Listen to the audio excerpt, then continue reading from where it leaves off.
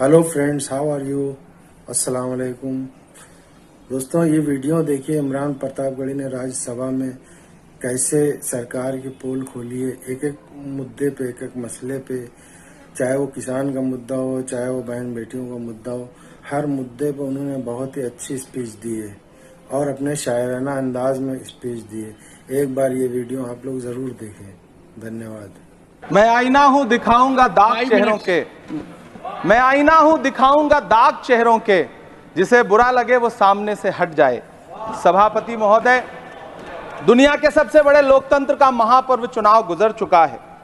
कांग्रेस मुक्त भारत का नारा लगाने वाले प्रधानमंत्री जी अपनी पथराई आंखों से किंग कर्तव्य विमूढ़ होकर समीक्षा में लगे हुए हैं कि आखिर कसर कहां रह गई।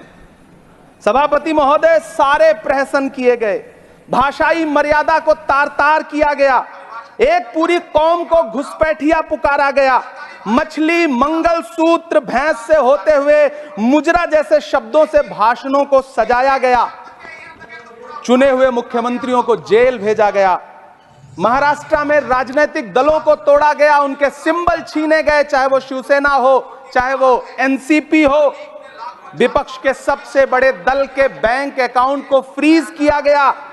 उसके बाद मोदी सरकार चुनाव लड़ने के लिए जनता के दरबार में गई, लेकिन वाहरी जनता ने दिखा दिया कि दर्द की हद से गुजारे तो सभी जाएंगे, दर्द की हद से गुजारे तो सभी जाएंगे, तैरे या डूबे किनारे तो सभी जाएंगे, कोई कितनी भी बुलंदी पे चला जाए मगर आसमानों से उतारे तो सभी जाएंगे।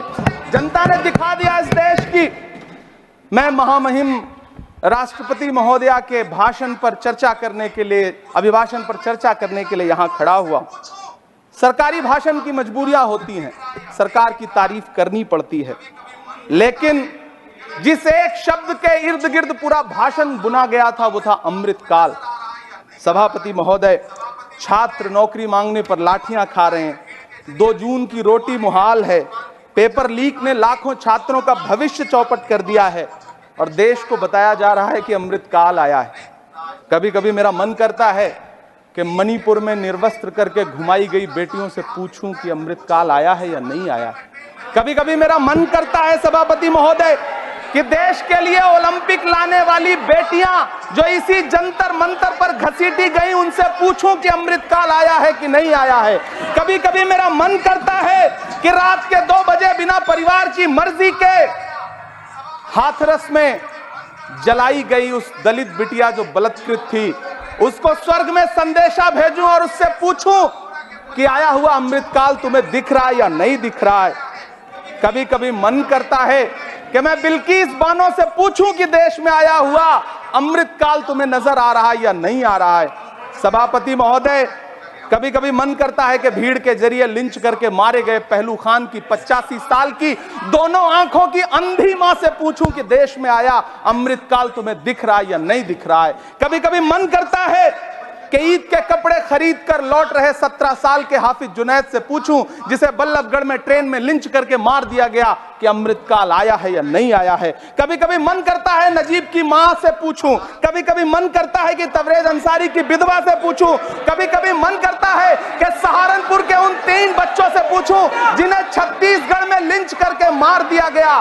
सभापति महोदय, कभी कभी मन करता है कि मैं गुजरात के चिखोदरा में क्रिकेट मैदान में लिंच करके मार दिए गए सलमान बोहरा के परिवार से पूछूं कि अमृतकाल आया है या नहीं आया है। कभी कभी मन करता है कि मैं अलीगढ़ के औरंगजेब उर्फ फरीद से पूछूं, जिसे लिंच करके मार दिया गया और बाद में उसी मृतक के ऊपर डकैती का मुकदमा कायम किया गया।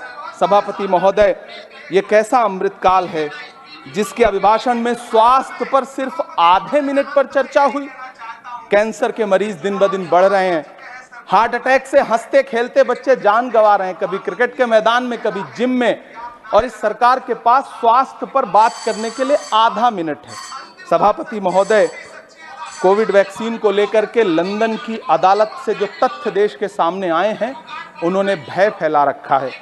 कांग्रेस की सरकारों ने भी चेचक, पोलियो और प्लेग जैसी महामारियों के टीके लगवाए, लेकिन न तो कभी सर्टिफिकेट पर अपना फोटो छपवाया और न कभी उसके नाम पर वोट मांगे। कांग्रेस की सरकारों ने बुरा लगे वो सामने से तो दोस्तों आप लोगों ने देखा, कैसा लगा आप लोगों को ये वीडियो? अगर अच्छा लगा हो तो इसको और लोगों तक पहुंचाएं। धन्यवाद।